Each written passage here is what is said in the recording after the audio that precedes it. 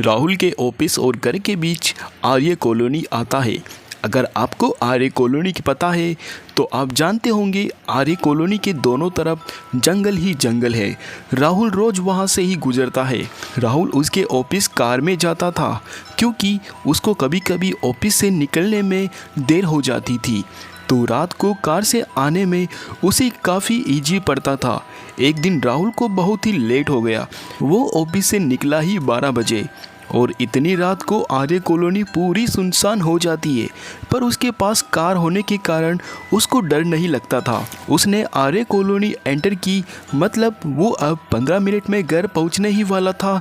आर्य colony के अंदर जाने के बाद उसे एक औरत के चिल्लाने की आवाज़ आती है। वो मदद के लिए पुकार रही थी। ये सुन के राहुल को डर तो लगा, लेकिन वो किसी की बिना मदद करे छोड़ तो नहीं सकता था, इसलिए उसने अपनी कार को रोड के बाजू में ही पार्क किया और उस आवाज की ओर चलने लगा। राहुल ने उनको बोला कि आप आवाज देते रहो, मैं आपके पास आ रहा हूँ, पर उस औरत को राहुल का आवाज शायद सुनाई नहीं दिया और वो अभी भी मदद के लिए पुकारे जा रही थी।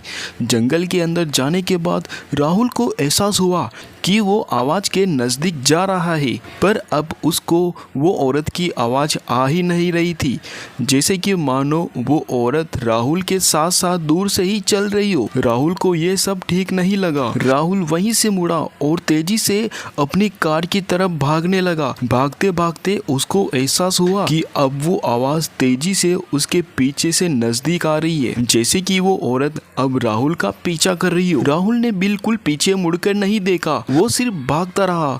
राहुल फाइनली रोड तक पहुंचा और अपनी कार में बैठकर तुरंत वहां से निकल गया। उस रात राहुल बिल्कुल भी नहीं सो पाया। उसे समझ नहीं आया कि उस औरत का आवाज उसका वहम था या कुछ और। फिर 2 दिन के बाद एक न्यूज ने राहुल को पूरा हिला दिया। न्यूज में बता रहे थे कि एक 30 साल की औरत का मर्डर हुआ था आर्य कॉलोनी के अंदर और वो औरत एक हफ्ते से गायब थी। राहुल को पता नहीं कि वो वही औरत थी या कोई और।